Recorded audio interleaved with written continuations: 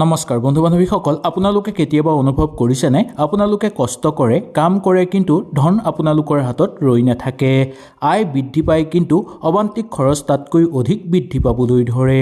ইয়াৰ কাৰণ আপোনালোকৰ ভাগ্য নহ'বও পাৰে। বাস্তুশাস্ত্ৰই কয় যে ঘৰৰ মুখ্য দুৱাৰ যদি আপোনালোকৰ ঠিক নহয় তেনেহ'লে মা লক্ষ্মী সেই ঘৰত প্ৰৱেশ নকৰে। আজিৰ ভিডিঅ'টো আপোনালোকে শেষলৈকে চাব, কাৰণ শেষত এটা ভুল বেছিভাগ মানুহেই অজানিতে কৰে, আৰু সেই অজানিতে কৰা ভুলৰ কাৰণে আপোনালোকৰ ঘৰত ধন অহাৰ পথ বন্ধ হৈ পৰে। আহক তেনেহ'লে আমি বেছি দেৰি নকৰি সুন্দৰভাৱে জানি লওঁ। বাস্তুশাস্ত্ৰৰ মতে ঘৰৰ মুখ্য দুৱাৰ হৈছে শক্তিৰ মুখ, ভাগ্যৰ প্ৰৱেশৰ পথ, মা লক্ষ্মীৰ আগমনৰ পথ। যদি আমাৰ ঘৰৰ মুখ্য দুৱাৰখন আমি শুদ্ধ কৰি নাৰাখোঁ তেনেহ'লে কেতিয়াও আমাৰ ঘৰত মা লক্ষ্মী প্ৰৱেশ নকৰিব।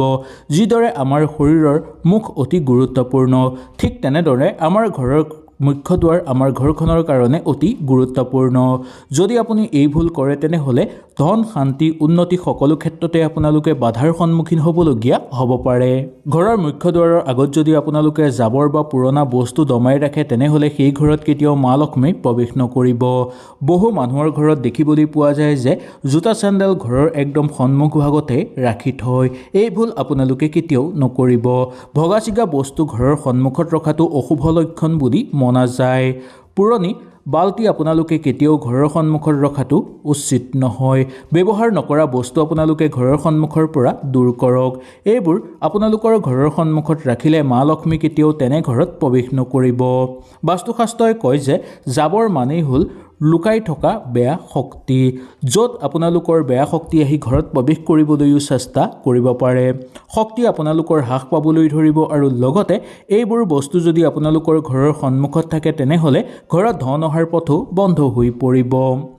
আজি মুখ্য দুৱাৰৰ আগৰ পৰা আপোনালোকে এইবোৰ বস্তু নোহোৱা কৰি মুখ্য দুৱাৰ খালী কৰিবলৈ চেষ্টা কৰক। সদায় মুখ্য দুৱাৰ পৰিষ্কাৰ কৰি ৰাখিবলৈ চেষ্টা কৰিব। এই এটা কামেই বহু ঘৰৰ ধনৰ পথ বন্ধ কৰি ৰাখে। যেতিয়া আপোনালোকে দুৱাৰখন খোলে তেতিয়া কিৰকিৰ শব্দ কৰে নেকি? এই শব্দটো কেৱল শব্দ নহয়, ই নিগেটিভ শক্তি আকৰ্ষণৰ লক্ষ্য বুলিও কোৱা হয়। শাস্ত্ৰৰ মতে কোৱা হৈছে যে মা লক্ষ্মী শান্তি ভাল পায়, কিন্তু এই এটা শব্দ শুনিলে অশান্তি যেন অনুভৱ হয়। সেইকাৰণে আপোনালোকৰ ঘৰৰ মুখ্য দুৱাৰখন যদি খোলা মেলা কৰোঁতে শব্দ কৰে তেনেহ'লে সেই শব্দ কৰিলে কব্জাত আপোনালোকে তেল দিব পাৰে, নাইবা আপোনালোকে কোনো এজন মিস্ত্ৰী মাতি আনি সেই দৰ্জাখন ভাল কৰি ল'ব পাৰে। যদি দৰ্জাখন ভাঙি আছে তেনেহ'লেও আপোনালোকে ঠিক কৰি ল'ব। দুৱাৰখন খোলা মেলা কৰি সুন্দৰভাৱে আপোনালোকে ল'বলৈ চেষ্টা কৰিব। এই সৰু এটা উপায় কৰিলে ঘৰত ধন বৃদ্ধি পাবলৈ ধৰিব, আৰু ডাঙৰ পৰিৱৰ্তন আহিব আপোনালোকৰ জীৱনলৈ। সেই গতিকে এই কথাটোৰ প্ৰতি আপোনালোকে লক্ষ্য ৰাখিব। বন্ধু বান্ধৱীসকল, য'ত পোহৰ নাই তাত আশা নাই। বহু ঘৰত সন্ধ্যাৰ সময়ত মুখ্য দুৱাৰখন আন্ধাৰ কৰি ৰাখে। এই ভুল আপোনালোকে কেতিয়াও নকৰিব। এনে ভুল যদি আপোনালোকে কৰে তেনেহ'লে আপোনালোকৰ ঘৰত কেতিয়াও সাক্ষাৎ মা লক্ষ্মীৰ আগমন নহ'ব। বাস্তুশাস্ত্ৰই স্পষ্টকৈ কৈছে যে মা লক্ষ্মী পোহৰ বহু ভাল পায়, বা মা লক্ষ্মীয়ে পোহৰ বহু বেছি ভাল পায়। সন্ধ্যাৰ সময়ত আৰু সূৰ্য অস্তৰ পিছত আমি সদায় দুৱাৰমুখখন পোহৰ কৰি ৰাখিবলৈ চেষ্টা কৰিব লাগে। মুখ্য দুৱাৰৰ আগত আপোনালোকে এটা লাইট জ্বলাইও ৰাখিব পাৰে। ইয়াৰ উপৰিও সন্ধ্যাৰ সময়ত মুখ্য দুৱাৰৰ ওচৰত যদি এগছি আপোনালোকে চাকি জ্বলাইও ৰাখে তেনেহ'লে ইয়াৰ পৰা অধিক ভাল ফল আপোনালোকে লাভ কৰিব পাৰিব। এইটো কেৱল এটা বাস্তু উপায় নহয়, এইটো হ'ল শক্তিৰ বিজ্ঞান বুলিও মনা যায়। সেইকাৰণে ঘৰৰ মুখ্য দুৱাৰৰ ওচৰখিনি সন্ধ্যাৰ সময়ত বিশেষকৈ পোহৰ কৰি ৰাখিবলৈ চেষ্টা কৰিব। ঘৰৰ মুখ্য দুৱাৰৰ সন্মুখত আইনা ৰখাটো শুভ নে অশুভ আমি জানি লওঁ আহক এই ভিডিঅ'টোৰ যোগেদি। আইনা মানে কিনো আপোনালোকে জানেনে? আইনা হৈছে প্ৰতিফলন। যদি মুখ্য দুৱাৰৰ সন্মুখত আইনা থাকে তেনেহ'লে যি শক্তি ভিতৰলৈ আহে সেই শক্তি আপোনালোকৰ ঘৰৰ ভিতৰৰ পৰা ওলাইও যাব। ধন যদি আপোনালোকৰ ঘৰলৈ আহে সেই ধন আপোনালোকে গম নোপোৱাকৈ কেনি ওলাই যাব, কিন্তু থাকিব আপোনালোকৰ ঘৰত মাথো শূন্য। সেইকাৰণে ঘৰৰ সন্মুখত বা ঘৰৰ মুখ্য দুৱাৰৰ একেবাৰে সন্মুখত আইনা ৰখাটো অশুভ বুলি মনা গৈছে। এইটো বহু ডাঙৰ অশুভ সমস্যা বুলিও মনা যায়। আইনা সন্মুখত ৰখাৰ ফলত আপোনালোকৰ ঘৰত দুৰ্ভাগ্য নামি আহিব পাৰে। পাৰিলে বেলেগত আপোনালোকে ৰাখিব পাৰে আইনা, নাইবা বেলেগ ফালেদি আপোনালোকে দুৱাৰ কৰি ল'ব লাগে। ঘৰৰ মুখ্য দুৱাৰৰ ওচৰত লগোৱা নেম প্লেট বা আপোনালোকৰ ঘৰৰ সন্মুখত থকা ছাইনবোৰ্ডখন যদি ফটা হয় তেনেহ'লে আপোনালোকৰ ঘৰত নিগেটিভ শক্তি বৃদ্ধি পাবলৈ ধৰিব। যদি ছাইনবোৰ্ড বা বেনাৰখন ফাটা হয়, মইল হয় বা পুৰণা হয়, যদি আপোনালোকৰ ঘৰৰ পৰিৱেশ দুৰ্বল হৈ পৰিবলৈ ধৰিব। বাস্তুশাস্ত্ৰই কয় যে য'ত পৰিচয় নাই তাত মা লক্ষ্মী কেতিয়াও স্থান নহয়। নেম প্লেট বা বেনাৰখন আপোনালোকে স্পষ্টকৈ মাৰিবলৈ চেষ্টা কৰিব আৰু ফটা পুৰণা নহয় যে তাৰ প্ৰতি আপোনালোকে বিশেষকৈ লক্ষ্য ৰাখিব। নিয়মিতভাৱে সেই বেনাৰখন বা সেই নেম প্লেটখন আপোনালোকে পৰিষ্কাৰ কৰিবলৈ চেষ্টা কৰিব। তেতিয়াহে সাক্ষাৎ মা লক্ষ্মী আহি আপোনালোকৰ ঘৰত প্ৰৱেশ কৰিব আৰু মা লক্ষ্মীৰ পৰম আশীৰ্বাদ আপোনালোকে লাভ কৰিব পাৰিব। এই ভুলটো বেছিভাগ মানুহেই কৰে কিন্তু লক্ষ্য নকৰে। দিনটো বহু সময় ধৰি ঘৰৰ মুখ্য দুৱাৰখন বন্ধ কৰি ৰাখে, কেতিয়াও পোহৰ বাহিৰ বা ভিতৰ হ'বলৈ নিদিয়ে।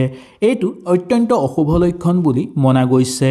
সেই গতিকে প্ৰতিদিনেই কিছু সময়ৰ কাৰণে হ'লেও ঘৰৰ মুখ্য দুৱাৰখন খুলি দিব লাগে, সূৰ্যৰ পোহৰ সোমাবলৈ দিব লাগে।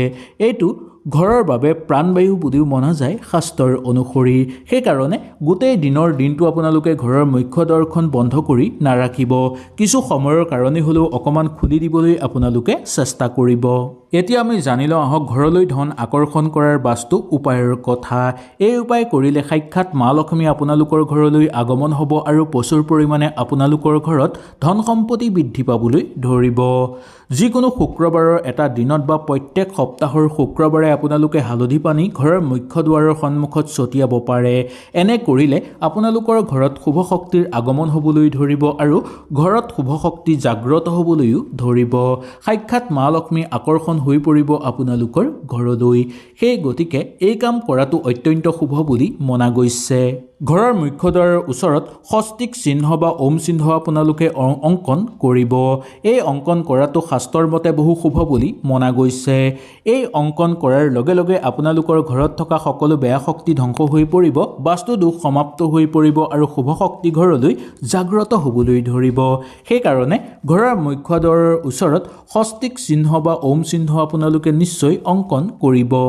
সদায় সন্ধ্যাৰ সময়ত ঘৰৰ মুখ্য দুৱাৰৰ ওচৰত আপোনালোকে ঘণ্টি বজোৱা বা বেল বজোৱাটো অত্যন্ত শুভ বুলি মনা যায়।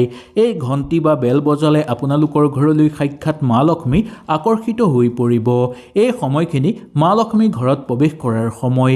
এই সময়খিনিত যদি মা লক্ষ্মীক আগমনৰ কাৰণে আপোনালোকে আকৰ্ষণ কৰাব পাৰে তেনেহ'লে আপোনালোকৰ ঘৰত মা লক্ষ্মী স্থায়ীভাৱে বাস কৰিবলৈ ধৰিব, যাৰ ফলত আপোনালোকৰ সকলো কাম হৈ উঠিব, সকলো ক্ষেত্ৰতে সফলতা অৰ্জন কৰিব পাৰিব। এই উপায়কেইটা বহু সৰু লাগিলেও ইয়াৰ ফল আপোনালোকে বহু ডাঙৰ লাভ কৰিব পাৰিব। বন্ধু বান্ধৱীসকল, ধন ভাগ্যৰ পৰা নাহে, ধন আহে শক্তিৰ পৰা আৰু শক্তি মুখ্য দুৱাৰৰ পৰাই ঘৰত প্ৰৱেশ কৰে।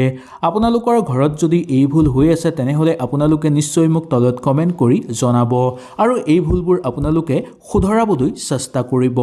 ভিডিঅ'টো যদি আপোনালোকৰ উপকাৰী যেন লাগিলে তেনেহ'লে আপোনালোকে নিশ্চয় লাইক এটা কৰিব। আপোনালোকৰ আত্মীয় তথা বন্ধুবৰ্গৰ লগত এই ভিডিঅ'টো শ্বেয়াৰ কৰি তেওঁলোককো এই কথাখিনি জানিবলৈ সুবিধাটো দিব। তেনেহ'লে আজিলৈ আপোনালোকৰ ওচৰৰ পৰা বিদায় লৈছোঁ। কালিলৈ পুনৰ আপোনালোকক লগ পোৱাৰ প্ৰতিশ্ৰুতিৰে আজিলৈ নমস্কাৰ।